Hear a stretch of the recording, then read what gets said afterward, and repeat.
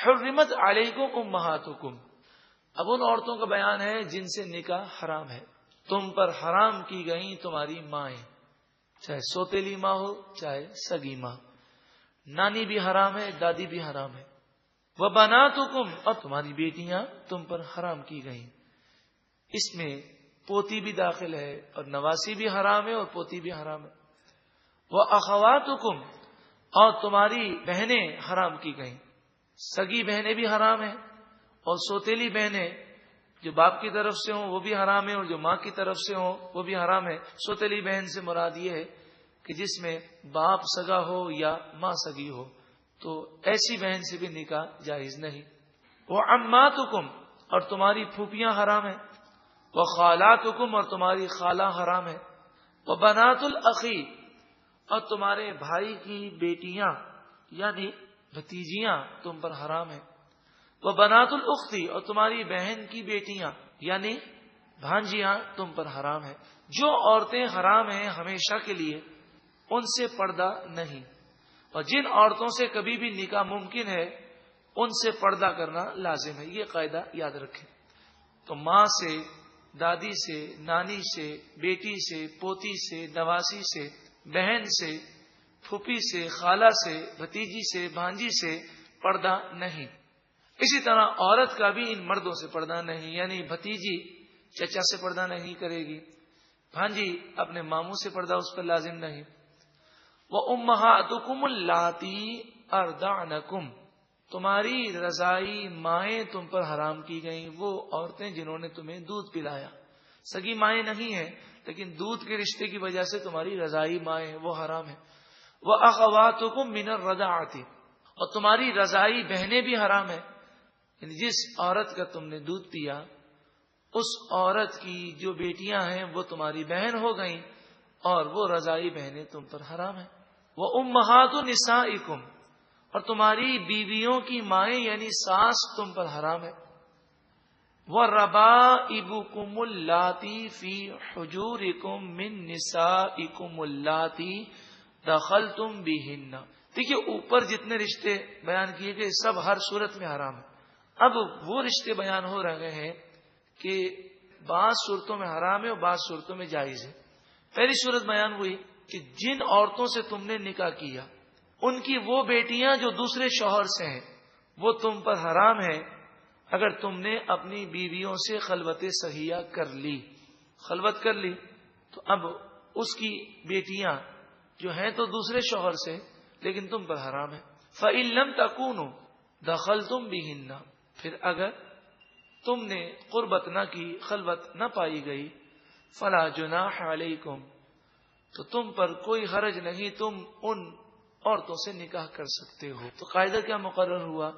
قاعدہ یہ مقرر ہوا کہ جو عورت سے نکاح کیا جائے اس کی وہ بیٹی کہ جو دوسرے شوہر سے ہو، اگر نکاح کرنے کے بعد اس بیوی سے قربت کر لی جائے یا خلوت ہو جائے تو وہ بیٹیاں بھی کیا ہو جائیں گی؟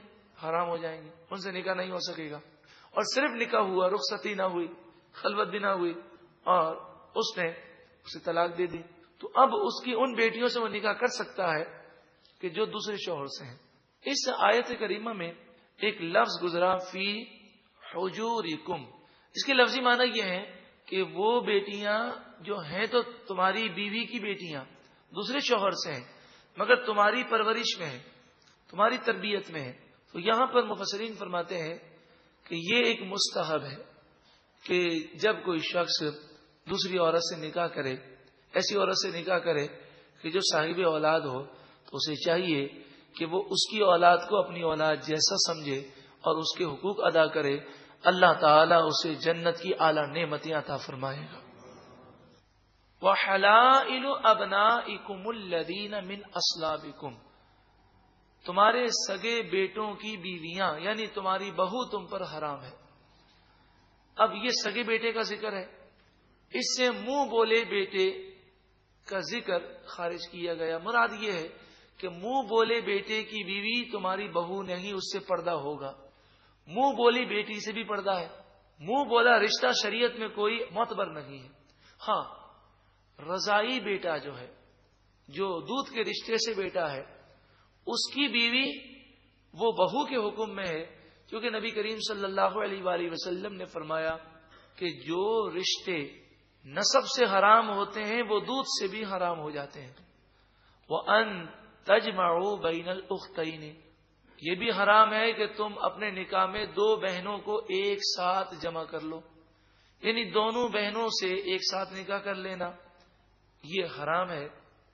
ایک عورت سے نکاح کیا اور اسی کی بہن سے بعد میں نکاح کیا، پہلا نکاح تو ہو گیا لیکن جو بعد میں نکاح کیا وہ نکاح نہیں ہوگا۔